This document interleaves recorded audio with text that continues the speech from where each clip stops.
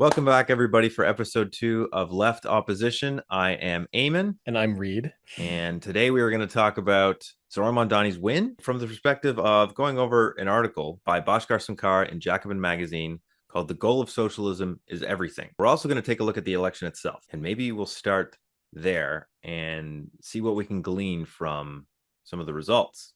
So I took down some stats here. So Zoran won with 51% of the vote share. Not a huge majority, but he did have a majority in a three-way race. There were 2 million ballots cast, which was pretty significant for New York, especially in the recent history. 39% of New Yorkers voted. He had a 19-point lead among blacks in particular. This kind of was different from the primary, where Cuomo actually, I think, did better among blacks. But in the election itself, Zoran took it. Cuomo took the wealthiest neighborhoods and the very poorest. So it was interesting. He took the very rich and the people making 30K and under. Wow. While Mamdani took the majority of neighborhoods with average incomes of 120,000 K and above. Mamdani also took the majority of neighborhoods making 45,000 and under. But again, 30,000 and under went for Cuomo. Cuomo took 64% of the Jewish vote to 32% of for Mamdani. Now, there was obviously a massive campaign to spread the idea that Mamdani was anti-Semitic, anti-Israel, and so this A terrorist, an Islamist, all these kinds terrorist of and a crazy things. jihadist, yes. And so this 32% is maybe surprising. It's a kind of a win for Zoran. What do you make of this breakdown? It's interesting for the reasons you point out. I think it reflects a certain characteristic of the Democratic Party mainstream electorate, but also I think of the party more generally. You point out in Cuomo this interesting kind of alliance of like the poorest and the richest, which, I think there's a sense in which the Democratic Party's kind of electoral machine, not just in New York City, but nationwide, kind of, especially, I don't know how far you could trace this back. You could probably even trace it back as far as, say, the kind of New Deal, but I think it's really more of a post 60s, 70s kind of phenomenon, of a reflection of the dependency of a certain part of the population on political measures. That even though Mamdani is kind of posing a kind of expansion of social welfare programs, I mean, for one thing, the kind of big proposals he's made aren't exactly targeted towards kind of bolstering the existing forms of welfare. There, these ideas of grocery stores and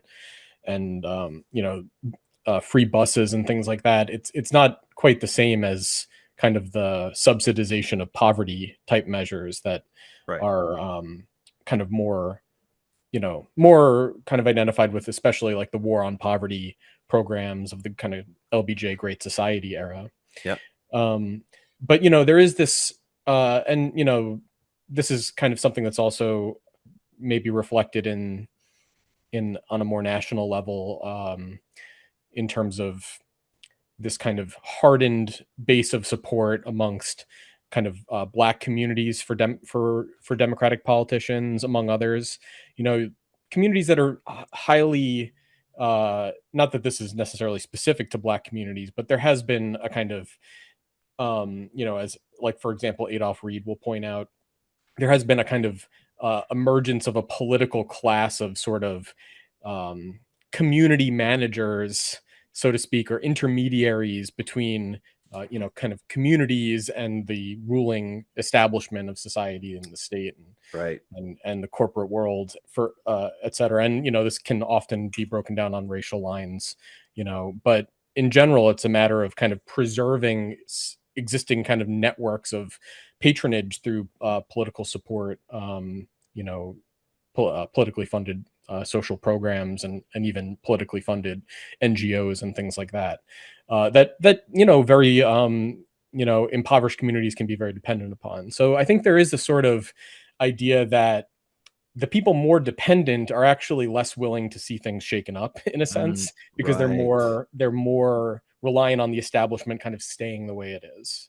And that might be extrapolating a bit far, but I mean, there is this kind of, Hillary Clinton beat Bernie Sanders in like South Carolina, for example, Yeah. that kind of idea. Um, So, Yeah, I mean, I think that might be Biden, part of it. similar with Biden. Yeah, and Biden as well. Exactly. There's this kind of establishment Democratic Party as a kind of conservative, reflecting a kind of conservatism amongst the very poorest sections of society, which, obviously that's a lot of working class people, but, it's not necessarily reflecting the working class per se, in the sense that it's reflecting an extreme section of the population with kind of particular concerns as distinct from others. And that can also be cast in different communalistic terms, often in a kind of arguably distasteful way, but or identitarian way, as it were. But um yeah, so I mean, I think that's a kind of interesting point. I mean, I think more generally what Mamdani's kind of upset of the Democratic establishment in New York City reflects is actually, it's not really that dissimilar in some ways to the previous DSA mayoral candidate who ended up winning back in 1990, David Dinkins, Mhm. who kind of upset, won a kind of an upset victory over Ed Koch, which was really a kind of a reflection of popular discontent with this extreme corruption in the New York City political establishment, which was effectively the Democratic Party, a political establishment in New York City. Mhm. So it's, I think like for with Dinkins, it wasn't so much that he was like a radical or a socialist, even. It was more that he was kind of an outsider coming in to kind of upset this corrupt establishment, and I don't know exactly what to expect with Mamdani, but I wouldn't be surprised if it's something along similar lines to Dinkins, where it's like a one-term thing, and then a Republican comes in, to clean up the mess made by these crazy leftists. But who knows? I mean, anything could happen. Um, but I think that's like that accounts for a lot of the appeal of people like Sanders, for example, but also Trump, and AOC for that matter. In New York, in one of the congressional districts of New York. There is this kind of there was this whole phenomenon of like MAGA for Mamdani in New York City, and he did a lot of Right. appealing to MAGA voters in New York City who. He started his campaign by talking to Trump voters. Right. And I think that's smart. And I think that reflects something real, which is popular discontent for a kind of corrupt, decrepit political establishment that's otherwise impermeable to any kind of change or any kind of real significant influence from below, from society, other than like the kind of commanding heights of society, the big corporations and so on. There's a real sort of general feeling like something needs to change in some significant way, but it's not really more specified than that. And when it does get more specific, it kind of becomes, often becomes kind of incoherent or kind of, kind of more of a kind of sloganeering than any kind of substantive, was like the Sanders platform what excited people about Sanders, or was it that he was this, outsider who had seemed to have integrity and really believe what he was saying? I'm Yeah. sure there were a lot of people that liked his platform, but I think there were a lot of people that just liked that he was different. And I think that's kind of similar with Trump. I think a lot of Yeah. people who liked Trump or even still like him, even now that he's been president for, a total of like what, 5 years, going on 6 years, is that he's still kind of upsetting to the political establishment, and he still kind of has this kind of anti-establishment kind of character to him, or at least this kind of vibe to him, or whatever. However real that is doesn't really matter. What matters is that that's how he appears to people, and that's what gets support. And I think it's a similar thing with Mamdani, and I think the threat maybe with Mamdani is the threat of him becoming too quickly kind of appearing to be just a kind of uh, establishment shill or whatever, like losing his radical bona fides and just kind of folding. Well, But I mean, people have obviously accused him of doing this already right, in his right. first week back for two reasons, right?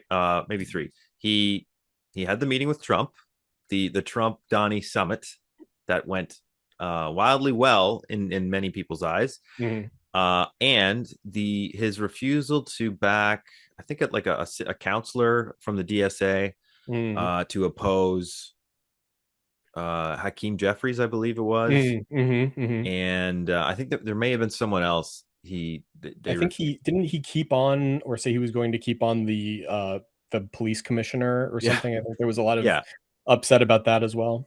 So yeah, I'm sure to some people he has already gone this direction. Right. Yeah, and I mean, he has to, but I think the funny thing about it is that, and like I think there's a definitely a case to be made that like with Trump, for example, um a lot of that sort of anti-establishment appeal has worn away as he's been in office. Hmm. And a lot of this gets kind of focused on, for example, like the Epstein stuff, Yep. which, whatever you want to say about all that, like I think that is in some respects uh people may be I'm not doubting that people are really upset about the way that that's been handled, but I think that's maybe a way of sort of expressing skepticism about how real of a upsetting effect Trump can actually have, despite his big talk, and I think there's other expressions of that as well. But, something similar happened with Sanders after his first presidential campaign is he seemed pretty quickly to sort of fold into the Democratic Yep. establishment and take up the party line, Yep. support Hillary, then later in 2020 after he lost, support Biden, but also he seemed to sort of back away from his class reductionism, so to speak, as people Yeah. kind of characterize it, and kind of and sort of embrace some of the more like identity politics type stuff, and or at least the rhetoric of it. And I mean, this is all very superficial, all very kind of play of shadows type stuff. We're not really talking about anything substantive. We're talking about the way things appear in the public sphere and the way those appearances like appeal to people's sentiments about things. It's Yep. very light, but I mean, unfortunately, that's kind of like the level of the That actual, to the extent there's an actual political phenomenon here. that's it. Yeah. That's what it is. There's not really anything changing, anything substantive behind the scenes, or if there is, it's not exactly in the kind of radical ways that people might want. So, What do but you yeah, go ahead. what do you make of the apparent flip in the voter base? Maybe it's just because it's city versus country, between how the Democrats tend to do in the general elections, where these days they're getting the wealthiest Mm, voters and the most working class voters, and the middle class are all going for Trump. mm. The suburbs and the petty bourgeoisie are going for Trump, the middle income people. Whereas here in New York, much more PMC, less maybe petty bourgeois, or maybe they're the same thing in to some analyses that yeah, they went for Mamdani, but the rich, the ultra rich and then the poorest went the other way. So it's kind of a flipped situation. I tend to think about these things kind of in the opposite way in a sense. Like I don't really think it's, I mean, not that you can't glean anything from these sorts of statistics, Mm-hmm. but I think rather than saying like who do the working class people support, who do the middle class people support, etc. Um, because the way we the ways in which we try to parse this out with statistics is like dubious at best, I think. Like what exactly are we talking about when we're talking about these breakdowns of the population demographically, like in Mm-hmm. terms of like income brackets or what have you? Like I think it's very vague, and I don't know how enlightening it is, because I mean the fact of the matter is there's a plenty of poor people that we might not consider to be working class in the sense that you would mean that in a kind of Marxist Right. vocabulary. And there's a lot of middle class people who might be working class, and there's a lot of working class people who might be middle class. I mean, how exactly we're breaking these categories down is actually maybe not so clear in terms of these sorts of statistics. And actually, there's something enlightening that that Engels wrote. He made these kinds of remarks a few times, actually. I'm thinking in particular from the introduction to the class struggles in France, where he sort of breaks down how, in the heat of a political moment, so to speak, um, when you're, for example, writing about a revolution as it's kind of unfolding, as they were doing in 1848, publishing the Neue Rheinische Zeitung, Marx and Engels, I mean. You don't have access to like a thorough, kind of empirical data, set of empirical data on all of the economic forces at work in society and how they're impacting everything that's going on politically. Like, you can't really sit down and get a kind of complete picture of exactly how these different forces are expressing themselves in the various political phenomena. And what you kind of have to do in those situations is actually look at the political phenomena themselves as sort of indexes of underlying forces. Right. And so instead of seeing it as who is the working class supporting, who is this class supporting, who is that class supporting, instead look at the political figures or the political parties or platforms and say, who are those figures, who are those platforms appealing to? What is the nature of the appeal that they're making? Are they appealing to the interests of the working class as opposed to the interests of for example? And so then you have to ask questions like, well, what are the interests of the working class? What are the interests of this class or that class? How do you break those down? And I won't go into a kind of a full account of how I would parse that stuff out now, but I don't think there really is an appeal to the working class per se in contemporary politics, not in the sense of appealing to their distinct interests as a class.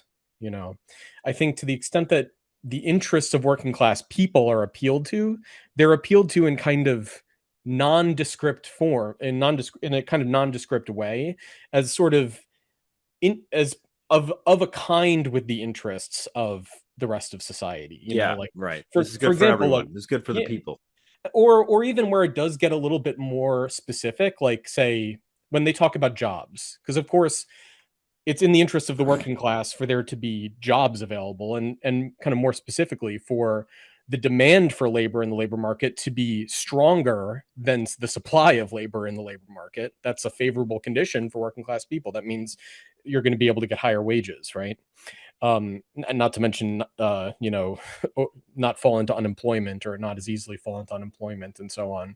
So, whenever politicians talk about jobs, making sure there are jobs, whenever they talk about capitalists as job creators, that kind of stuff, that's an appeal to the working class, but it's not an appeal to the interests of the working class as a class in distinction from the other classes, because it's an appeal that says, well, the working class has a common interest with the capitalists. Yeah. And in order for the working class's interests to be realized, that there has to be a favorable environment for business and for investment, for capital investment that can create jobs. So in that sense, it's not an appeal to the working class as against the capitalist class. It's an appeal to their common interest, but it's also an appeal that says we're not going to just do whatever people with money think is good for them. We're only going to appeal to their interests insofar as they coincide with the working class, right? So we're not going to make it easy for them to invest abroad. We're not going to make it easy for them to export jobs, to outsource labor, move factories abroad, or whatever. And actually, this is also what's behind the anti-immigration stuff, really, is we're not going to make it easy for them to bring in cheap labor from abroad and flood the job market. I mean, that's kind of at the bottom. Obviously, the way the rhetoric around immigration gets spun up in popular discourse gets overwrought with all this other stuff, the crime and all, obviously racial thing, overtones and all kinds of stuff like that. But at core, what they're saying is we're not going to allow all this cheap labor to flood in and threaten the conditions of the labor market for the working class, for wage laborers.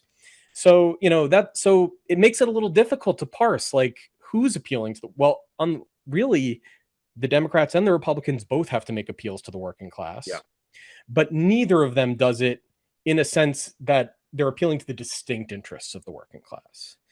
And so Right. that's kind of where I think, if we look at like Boskar's article, things get a little confusing, because he kind of wants to he makes an interesting distinction, and he's made this distinction for years. I mean, really going back to the beginning of Jacobin and before it, between what kind of what he in this article talks about as like social democratic reforms and socialism per se. Right. And, so he kind of frames it as like social democratic reforms or like social welfare reforms or things along these lines, like say the kinds of things that Mamdani represents or Sanders represents. That's not actually socialism. So he's No. clear about Yeah. that. But he says, nonetheless, this can be like a step towards building a socialist movement because it moves kind of political, consciousness of, among the general public in the direction of socialism in some sense. And socialists can capitalize on that by, well, he has his whole spiel about that. But he does kind of say, Mamdani himself cannot like introduce socialism. And he does have to make these compromises. He will have to make sure that there's a favorable environment for business in New York City. Hmm. And, he has to. We can't like be deluded about that. Yeah. And I think it's good that he clarifies that. The problem is there's other things he's very unclear about on that same point. But I don't know. What do you think about that? There's a quote in the article that reflects something you just said a minute ago, where he says, quote, our elected officials in the near term need to manage capitalism in the Right. interest of workers with reforms like the ones we talked about that gesture beyond social democracy. Right. The management of capitalism in the interest of workers. I think this is exactly what you were saying. It's kind of appealing to all classes, but also good for workers. But again, it's not a political movement in the interests specifically of workers as a class, Right. independent of the interests of capitalists and petty bourgeoisie and the rest of society. Right. Yeah, he's taking that approach. But I still don't see in the whole article, I still don't really see what how this gestures beyond social democracy to socialism. It's not clear to me. No, it's not. I mean, I don't think it does, but I think it depends on what you mean by socialism, and Right. so I think it's good.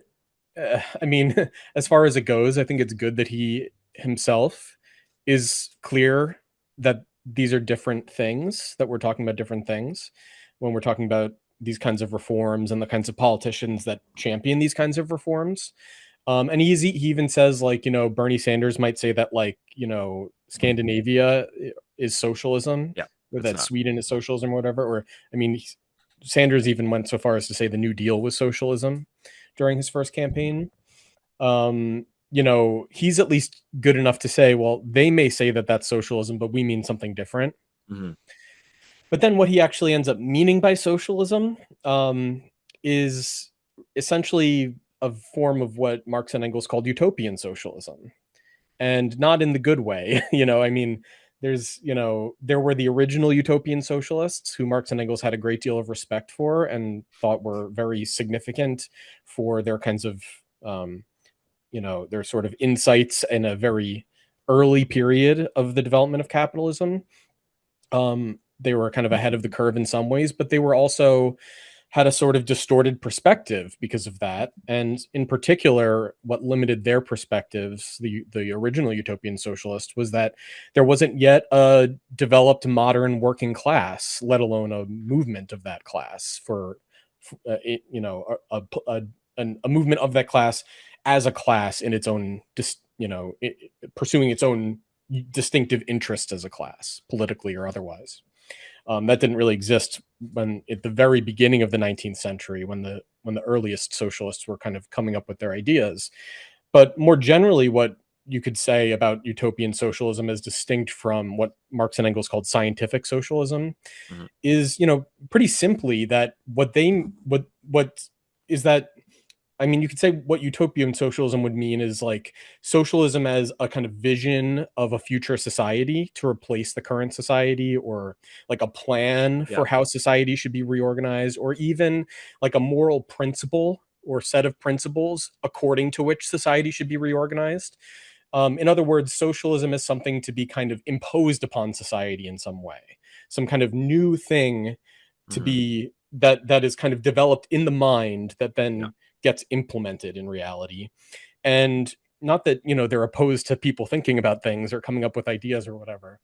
um, but what for them was, for them, this impulse towards these kinds of socialist ideas, these kinds of utopian visions of a future society, are kinds of like symptoms of a process of transformation that was already happening at the time, namely the Industrial Revolution, which was on the one hand kind of um it was kind of upending all the existing forms of social life that had kind of accumulated over centuries. And a lot of those would be like the forms of life that had developed over the kind of hundreds of years since like the Renaissance, like the kind of institutions of modern bourgeois social life, Hmm. the kinds of institutions based on a society of the exchange of commodities as opposed to peasant labor for of under kind of the domination of kind of hierarchical, um, strictly hierarchical forms of like exploitation on the country in the countryside. Um, but so there was already this kind of upheaval going on that was upending that form of social life, but also the modern bourgeois social life that had developed in Western Europe and the United States in this, from going back to like the 15th century, but really in the 16th, 17th, 18th centuries. Even that, as well as all of the older forms that were still kind of existing all around the world, all of that was kind of really more radically upended in the beginning of the 19th century by the Industrial Revolution. Yeah. And so these socialist ideas were this kind of recognition that on the one hand there was a radical change happening in society, and that change reflected both a possibility, like something new could come about that was never possible before, Hmm. but on the other hand, that change wasn't exactly um you know it wasn't exactly leading to kind of like anything positive and emancipatory in general. It was in some respects, but in other respects it was kind of creating a crisis in society. And in the early 19th century, this was called the social question, Mm. namely the emergence of this mass unemployed working class that needed employment as wage labor, which was never a problem before.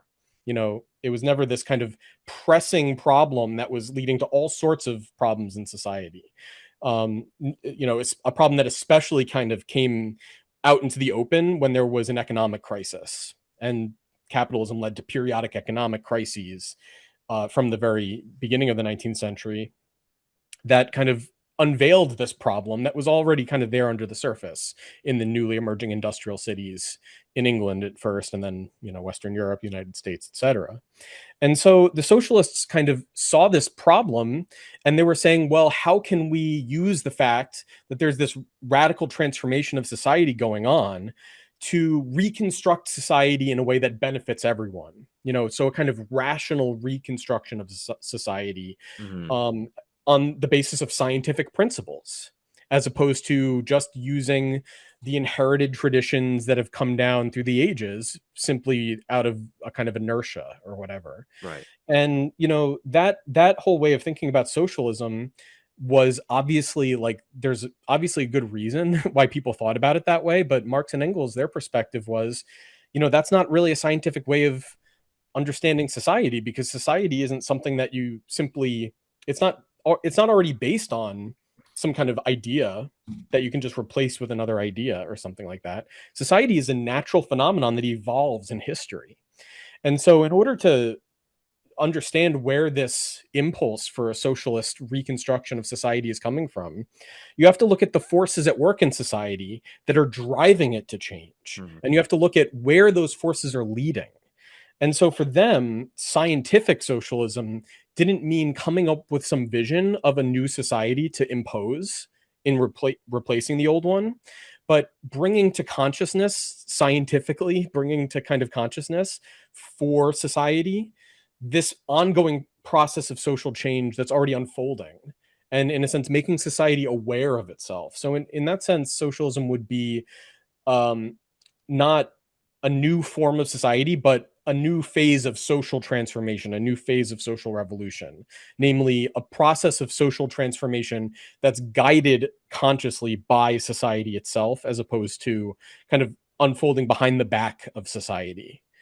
And in order for that to happen, well, so I've gone on a little bit at length, but basically the point being for Marx and Engels, the locus of this possibility was in the working class, the organization of the working class as a class in around its interests as a class, because their interest as a class in the modern industrial working class was to overcome the existence of class itself, to, in a sense, give birth to the first real society, a society that's not divided against itself into rulers and ruled, but that is a society in which all the members of society are, in a sense, part of this process. So the reason that that was possible in capitalism was because capitalism was undermining the need for the exploitation of labor by a ruling class.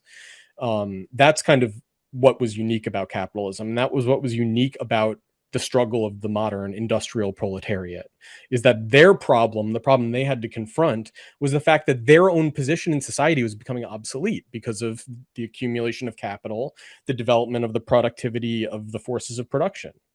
In other words, modern industrial productive powers. So, what Bhaskar is kind of pitching here is a kind of a throwback to the original kind of crude sort of pre-scientific conceptions of socialism, the kind of pre-Marxist conceptions of socialism, where you have a kind of moral ideal to realize, and Yep. that's a reflection of something real. But is it actually going to get us anywhere? Is it actually a kind of coherent idea? I mean, arguably not. So, Well, um, his formulation leaves out kind of that key point that you just mentioned, that the consciously guided social transformation part. mhm, He starts with the left. This, he thinks this win represents an opening, he says, for the socialist movement, and mhm, that our job as socialists is to fight to expand this horizon. The point of him winning is that we can make real gains today, and that mhm, these gains can be used to form a deeper social mhm. basis for the left. But how? Exactly. I mean, Right, this is the state, like, there's no consciousness shaping of the working class. There's no independent organizing of the working class right. in this formulation. It's just like, okay, the state is now controlled by the good guys and it can Right. help us more and therefore profit. I think in his mind, there's kind of a line connecting these kinds of reform measures Yeah. to the kinds of social life that would be possible under socialism. I'm not sure how fleshed out that is. Yeah, the problem Um, is there's so many counterexamples. Like there's so many yeah, societies where yeah, even right-wing societies that have done a lot of these things and it didn't lead anywhere. right. Well, I think part of the problem here is that what we're talking about when we're talking about socialism is, like I was just saying, like what we're really talking about is the problem that capitalism introduces but can't resolve, Mm-hmm. which is this fundamental antagonism in society between the working class and the capitalist class, the modern industrial working class of wage laborers, and the capitalist class, which is namely that, as capital accumulates, labor becomes superfluous. And so, the idea that the capitalist class and the working class have a common interest, I mean, that is kind of true up to a point, but the Yeah. problem is that it breaks down Yeah. as that process unfolds and they become opposed to each other.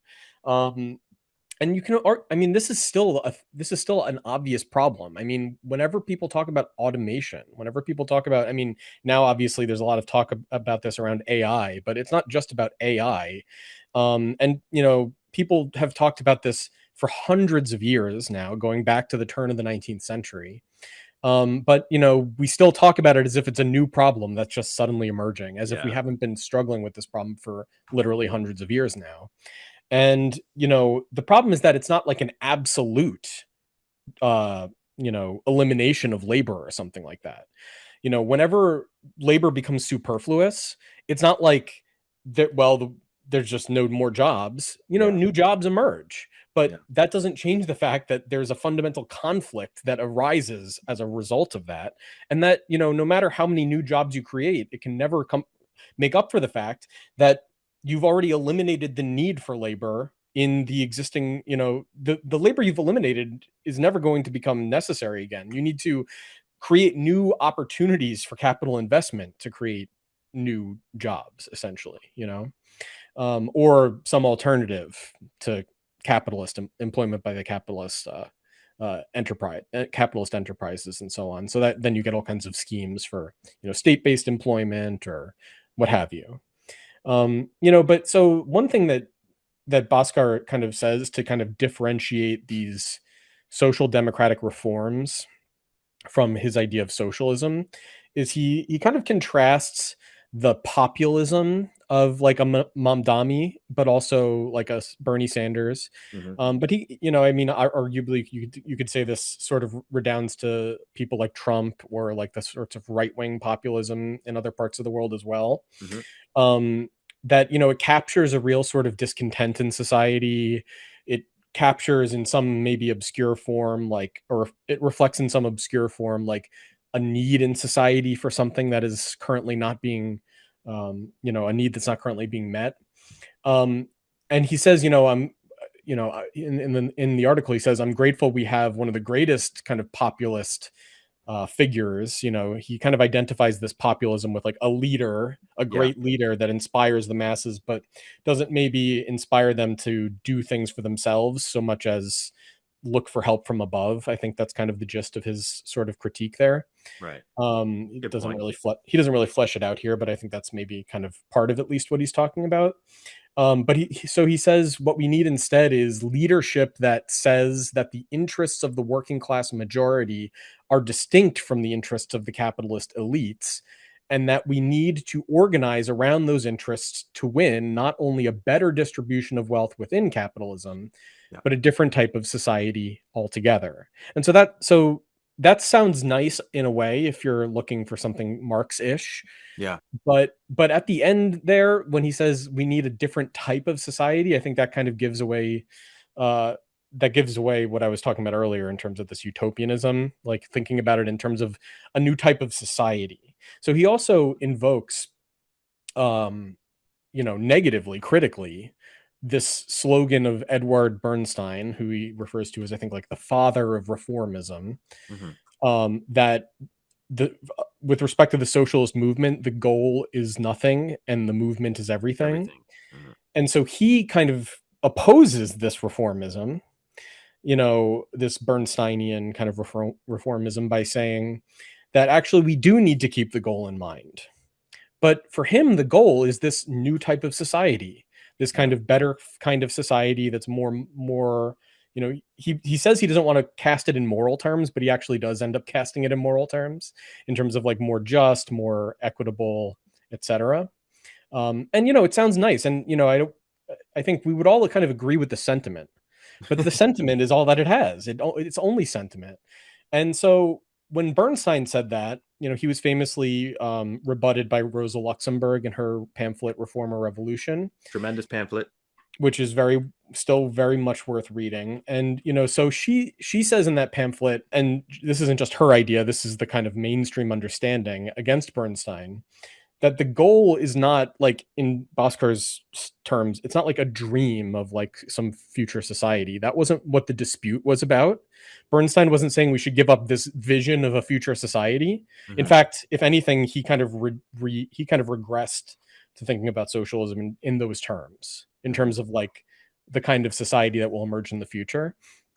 Whereas for Luxemburg, she says that the final goal of socialism, I'm quoting her, the final goal of socialism constitutes the only decisive factor distinguishing the movement from bourgeois democracy and from bourgeois radicalism, the only Hmm. factor transforming the entire labor movement from a vain effort to repair the capitalist order into a class struggle against this order for the suppression of this order. And ultimately, the way she characterizes the goal is not in terms of a future society, but in terms of the conquest of political power by the working class and the social revolution that will bring about. So, socialism is not the society that will emerge, it's the process of change that becomes possible once the working class is in political power. And it doesn't only become possible, it becomes, in a sense, inevitable, necessary. Yeah. But that means the working class winning political power over capitalism kind of as a whole, right? Not just winning power in one country, so to speak, right? That's the Kind of condition goes for this evolution. Yeah, go ahead. which is sits kind of in contrast to Bashkar's description of socialism. Half of his description is just the state giving out guaranteeing basics of social rights and better distribution. I mean, the other half is worker control over levers of production, which is okay, Right. fine. He sort of fudges it a little bit. He's kind of like, well, maybe we can have some of these transitional sorts of measures. He doesn't use that word, but that's obviously the reference where he's, maybe we can have some of these transitional measures that sort of give us a taste of what socialism will be like. Like maybe the grocery stores are kind of like a taste of socialism or something, state-owned grocery stores. Speaking of transition, I mean this whole he's speaking like he's read Trotsky's transitional program and Yeah. and acting as if this stuff here, the rent freezes, the tax the rich, expand public goods, city-owned grocery stores, that these are examples of what a transitional program of 2025 might actually look like, Mm-hmm. which I don't think so.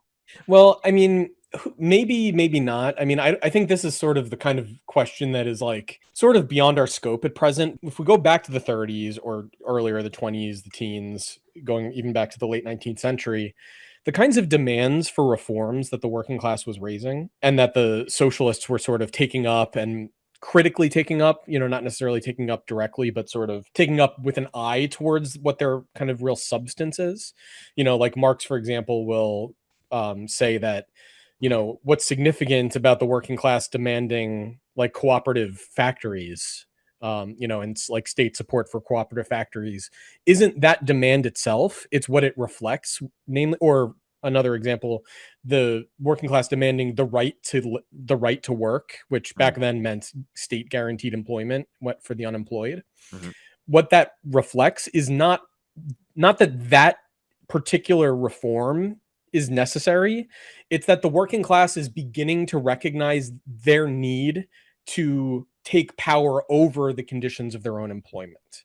And so that's kind of like an elemental kind of proto, a kind of it's a reflection of a growing consciousness of this need among the working class to assert control over the conditions of their own employment, even if it's not exactly the form in which that would need to manifest ultimately. It's kind of a step towards that, assuming that it is a step forward rather than a step backward, right? Because depending on the level of development of the working class movement, the same demand might represent a kind of progressive step for that movement or a regressive step. Like it could be a step backward, if that's kind of like a retreat from this consciousness, then it would be a step backward. But if it's kind of a step, so there's a kind of a kind of critical reflection that's necessary there, and a kind of assessment of, well, what is the real substance of this demand that's being raised, or that we want to propose, that we think the working class might take up. It's not like so much a matter of like we know like the right measures to take and we can figure that ahead of time. It's more a matter of kind of gauging the development of consciousness among the working class, among the masses that are ostensibly supporting these parties and voting for these parties and participating in the organization of these parties. Bhaskar sees Mamdani, for example, as representing a kind of a class compromise, which is, I think, reasonable, and he's sort of saying what we need is leaders who will. Mamdani reflects a kind of class compromise that is promoting the interests of the working class in some way that is not adequate ultimately, that won't ultimately cut it. But I think Bhaskar sees it as kind of a step in the right direction in some Yeah. sense, but he sees it as a step towards the kind of society that he thinks we need, or something like that.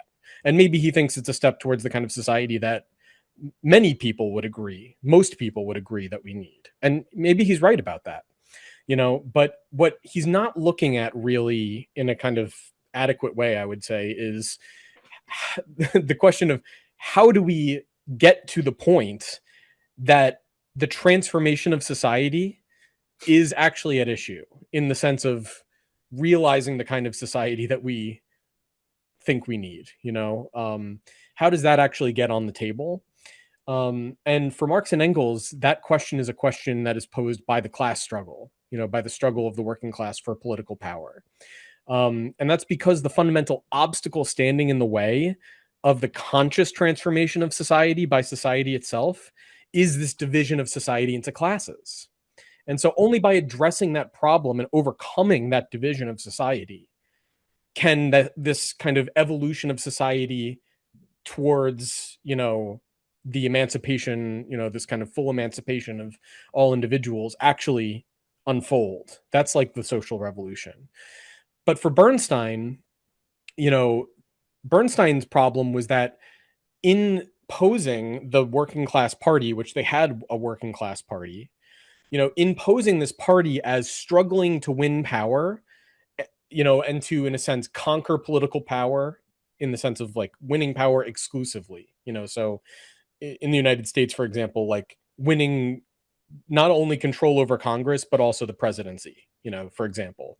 Mm. In a parliamentary system, it would be like winning the majority and thereby winning the prime minister, and so, you know what I mean? So it's like, it's a question of like having a kind of majority power in the government, that enough power to Yeah. effectively govern exclusively. As opposed to only being able to govern through a kind of a coalition or a compromise or something like that. For Bernstein, that prospect frightened the more moderate elements that would otherwise ally themselves with the working class party around common goals, common interests. So the liberals, the Democrats, Bernstein's point was, why antagonize these people by calling for revolution rather than moderating our own rhetoric in order to work with them towards the realization of our goal, which is this, future society that would be better than this society. So that was kind of Bernstein's thinking. And even though Sunkara is trying to like oppose himself to Bernstein, he's not, because they both agree, at least, in the short term. I mean, they don't agree in the sense that we don't have a working class party. Bernstein was arguing about what the best policy for such a party to take up would be, given the circumstances that he was facing. We don't have anything like that. Right. We don't have, as I was saying at the beginning, we don't really have any kind of clear consciousness of the distinct interests of the working class as opposed to the interests of the capitalist class. There are glimpses of it here and there, but they often just get folded right back into some garbage, mainstream political garbage, Because there's no so base for them to prop them up and keep them going. they rarely go further than kind of an indescript anti-establishment sentiment, and that's not even really specifically working class. It just is a way of kind of expressing a sort of disgruntled attitude towards the political world as a whole, you know what I mean? Which I think reflects a sort of the fact that I think working people are basically left out of the political conversation as actors. Yeah. They're objects of the political conversation. The conversation is, how do we make sure that these people are kept happy and quiet? Nope. I'm still here. Don't worry. Okay. So Sankara says, that he wants that he thinks it's necessary to kind of develop this class leadership that is able to articulate the distinct interests of the working class. And the problem is that he's kind of has things backwards. Like, you don't start with a class compromise and then work your way towards a class independent perspective. You start with the independent organization of the working class as a political party, or whatever social rudiments lead in that direction, as kind of expressions of these kinds of forces in capitalism that drive the working class towards the recognition of their common interests as a class and their antagonism towards the interests of the capitalist class. Right. You Like, need a that's kind of, movement to yeah, even start the negotiating process right. with the other, parties and classes. So, I was saying, at the beginning, or I was saying earlier that, there's like utopian socialism, and then there's scientific socialism. And really, you could say the crux of scientific socialism, and this is, of course, Marxism. This is Marx's conception of what scientific socialism means. You could dispute whether or not Marx's kind of theory is correct or not. But if we're going with Marx's theory for a moment, um, you know, the what socialism means scientifically um, is fundamentally that the working class winning political power is something that is made necessary by capitalism itself, and that the further development of society beyond the capitalist mode of production requires the working class to actually win political power as a class on an international scale. Um, and that socialism is not like some specific thing to be achieved, but it is the process of change that begins, the social revolution that begins once the working class wins political power, and in winning political power begins to dissolve the opposition, the division of society into mutually antagonistic classes. um so Sankara does say, like, we don't need social. So he says, quoting him, socialism means overcoming the labor capital dialectic through the triumph of labor itself, not a more favorable class compromise. But his starting position is assuming that a class compromise is the necessary starting point and then trying to get out of it. The problem is that the class compromise, this kind of idea of socialism, not as this revolutionary transformation of capitalism, but as this kind of ideological expression of the need to address a problem within capitalism. Like, Marx and Engels recognized that there were other kinds of socialism that could take a kind of political expression, namely in the form of measures to suppress the class struggle without overcoming class society. So, the sense in which the state could function as a means of preventing the antagonism between the capitalists and the workers from causing too much chaos in society. The state could take these measures to, in a sense, mitigate that struggle and suppress it, and that the capitalists might even go for that, even at the cost of giving up their own political power or giving up their own kind of independence in society, and kind of, in a sense, subordinating themselves to the state, the bureaucratic state, as a kind of instrument of suppressing the kind of revolutionary tendencies within capitalism, kind of throttling capitalism, as it were. And this is kind of just what socialism basically means today. This is Yeah. what most people think socialism is, and including Sankara, I think, even though he has a little bit more of a nuanced idea. Ultimately, this is what he's kind of talking about, is some way in which we go from socialism as simply throttling the class struggle to a better society. And the point for Marx and Engels would be that it's only through the kind of revolutionary drive of capitalism itself that this need for social transformation fully expresses itself. And that full expression is in the drive of the working class to organize itself as a class into an independent political party and to struggle for political power, and ultimately to win political power as a class on an international scale over the most advanced capitalist countries, and to use that political power to, in a sense, overcome this antagonism that's obstructing the further development of society beyond capitalism, beyond class society.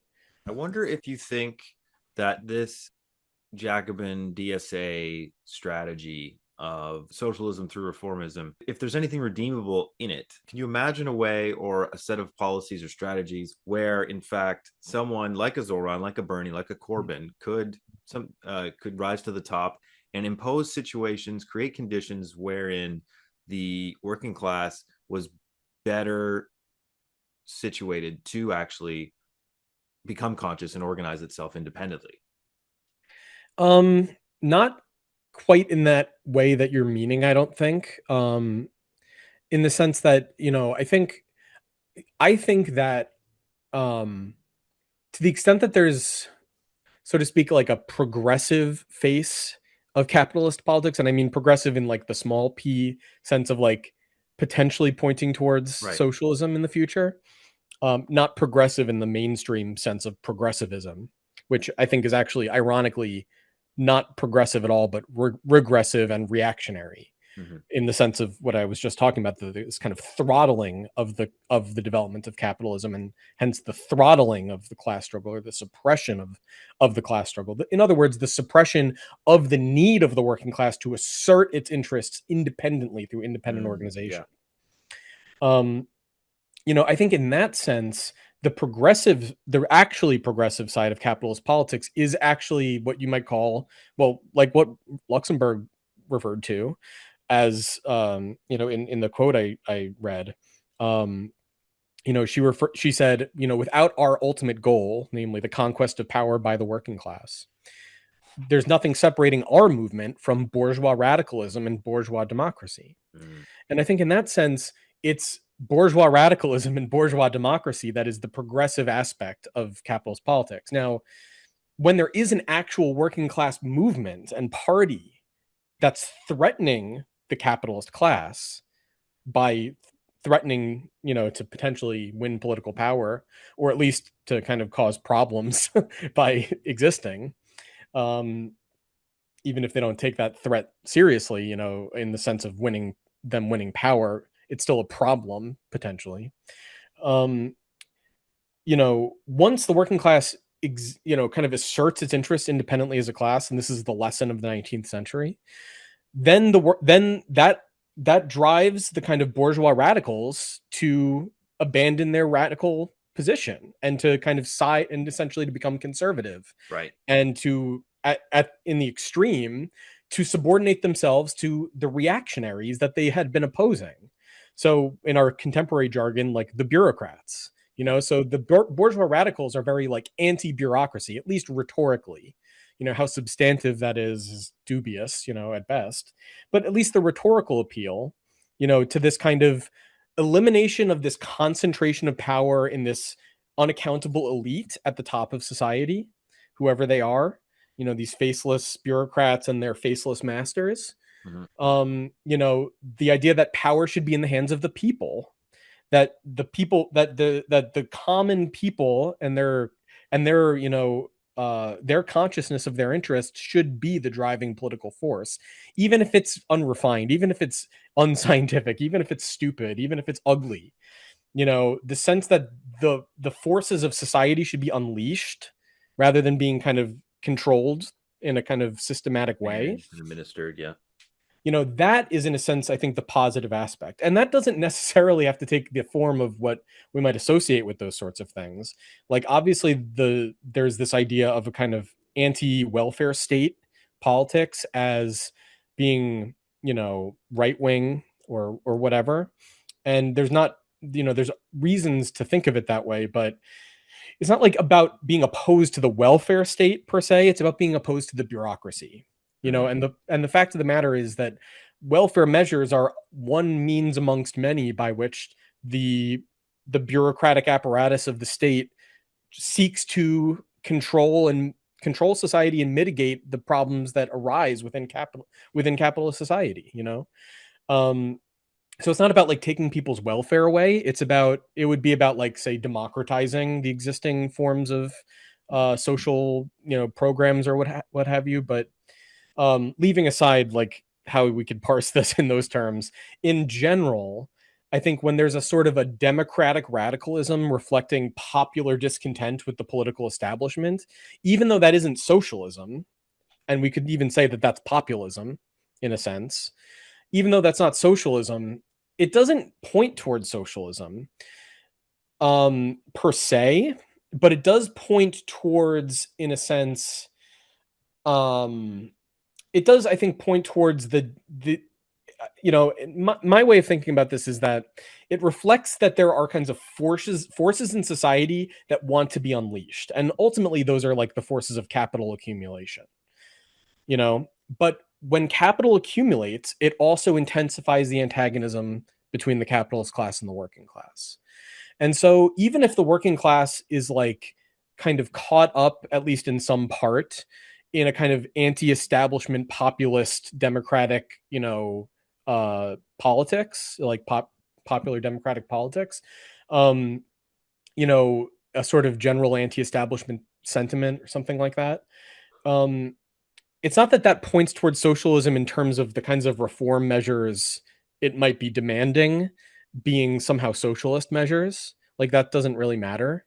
What matters is that there's a kind of development of a kind of so if you think about it this way, like if the people in some general sense are demanding to assert their interest as against the political establishment, against the elites, against the ruling class in some nondescript sense, if that were to advance far enough, it would advance to the point where the distinct interest within the people, among society, namely the divisions between the classes in society, begin to assert themselves, and the point at which the working class would have to face the need to organize itself independently as a class around its interests because of the antagonism of its interests with the other part of the people. Right. And this is exactly how Yeah. Marx and Engels talked about the emergence of the working class movement in the 19th century. So that's sort of Yeah. So if you speculative. suppress it, Yeah. then you're just ruining your chance for a independently organized working class movement for socialism. In other words, like looking at Mamdani or looking at Sanders or looking at Trump, but let's look at Sanders and Mamdani in particular. Like I said earlier, I think a lot of their appeal, if not most, I think most of their appeal is really more around the kind of negative side of what they represent, namely this kind of criticism of the establishment. And it's not so much the positive things they're proposing, although that might have something to do with it. I'm not saying that's irrelevant, but Mm-hmm. at the end of the day, I think people are more interested in voting for these people because it's, as Michael Moore famously put it in reference to Trump's victory in 2016, he's a giant middle finger to the political establishment. On the I think libs. that I think that's a much bigger part of their appeal than Yeah. that, like Boskar's getting at here. And the positive reform measures aren't nothing. And I think it's worth looking at what it might actually appeal to people in those reform demands. But going back to Luxemburg, she makes this point that it's not a matter of reformism versus revolutionism, because only the reformists, only people that embrace reformism, oppose revolution to reforms. Whereas the real revolutionaries know that the struggle with reforms is an essential means of pursuing revolution. But the question is, how do you pursue those reform demands? How do you raise these demands for reform? Do you do it by seeking a compromise with the existing rulers, or by standing in opposition to them as a distinct political party opposed to them? So in other words, you raise your demands and you say, we're not going to support you, we're not going to collaborate with you, we're not going to cooperate, etc. This is why people are voting for us. These are our demands. If they start trying to implement those demands, then that's a good thing, because on the one hand, you're getting the things that you're demanding, at least in some form, even if it's a deformed kind of form, an inadequate or temporary. form.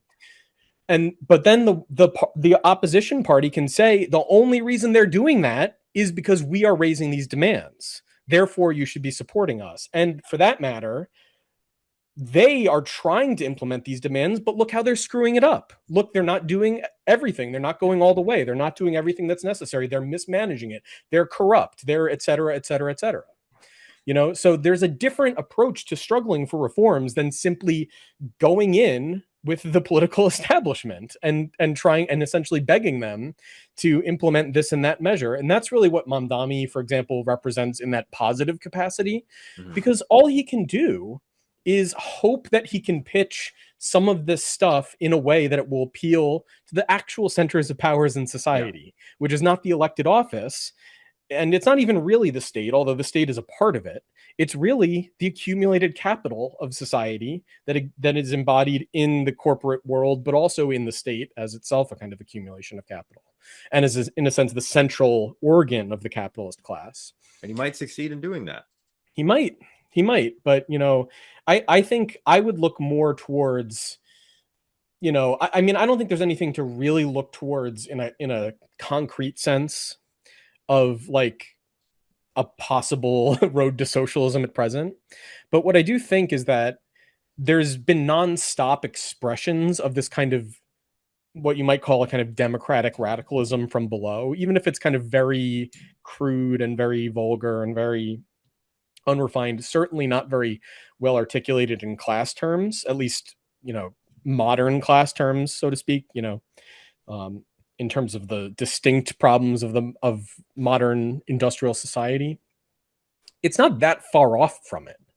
And I think for Marx and Engels, the point would be you begin with the class movement at whatever level of development it's at, even if it's at the lowest possible level, Yeah, and start you there. you start there and you develop that in the direction of its ultimate necessity. Now, people might raise the question, well, why hasn't that just automatically happened? Why didn't it Mhm. already happen? Or why isn't Yeah. it automatically happening now? Marx and Engels never had a conception that it would automatically just happen without anybody thinking about it. Their point was that the people that are already conscious of this necessity must raise that fact in society. And that's part of the phenomenon. That's part of society, is the consciousness, but it's only one part. It's not the dominating part. It's one piece of the puzzle that's a necessary piece, but it's not in itself sufficient. You can't just have socialists that know what's necessary and then you get there. You need something around which this popular discontent can crystallize. And so there's a role for people that have the kind of consciousness of this necessity within the movement. But that role is mediated by the movement itself. It's not like something effective, independently of that. And I think so. There's a sense in which I can kind of see where Bhaskar is coming from, in the sense that, like, I see what he's trying to get at. He's trying to say that, like, there's something here that we could capitalize on Yeah. in the direction of socialism. But I think he misunderstands, or he kind of flubs what it is in that phenomenon, Mhm. because it's what it is not is the fact, for example, the fact that Mandami and Sanders are Democrats, that they're part of the Democratic Party. I think you would have to begin with the opposition that, of the people that say, I don't want to have anything to do with either of these parties. But to the extent that you are able to, like, so for example, like, Trump's appeal is, on the one hand, he's appealing to the Republican base, but on the other hand, he's appealing to people that are discontented with the Republican base, or with the Republican Party establishment, rather. So he's kind of, it represents an upset within the Republican Party as well as within the Democratic Party. And the same is true with Sanders. Sanders represents a kind of discontent within the Democratic Party. But it's not enough Yeah, to they're simply say, misunderstanding yeah. entryism. Yeah, I think the whole entryism thing kind of overshoots the mark, because what entryism was about as a concept was about the role of, for example, the Trotskyist tendency, so to speak, in relation to the main organizations of the Yeah. working class movement, which were the communist parties and the social democratic parties. Yeah, not the So it was liberal about, parties or the bourgeois parties. right, not right, exactly. So you wouldn't enter a Democratic Party, let alone a Republican Party. Yeah. That wasn't the idea. And Marx and Engels had already tried doing something like that in 1848, and from that experience, we're able to kind of see that that was a dead end. And so that's a kind of major element of the whole Marxist project. They already anticipated that that would be a dead end, but they didn't realize how immediately it was a dead end, in a Mhm. sense. And there was contextual reasons for that. That's a little bit of a tangent, but the real point being, I think you need to really take a step back from Mamdani, Sanders, Trump, whatever, and say, how do you appeal to this discontent in a way that doesn't just feed into the Yeah. existing political establishment, the existing political institutions, even as a kind of loyal opposition? What you really need is a kind of a revolutionary opposition.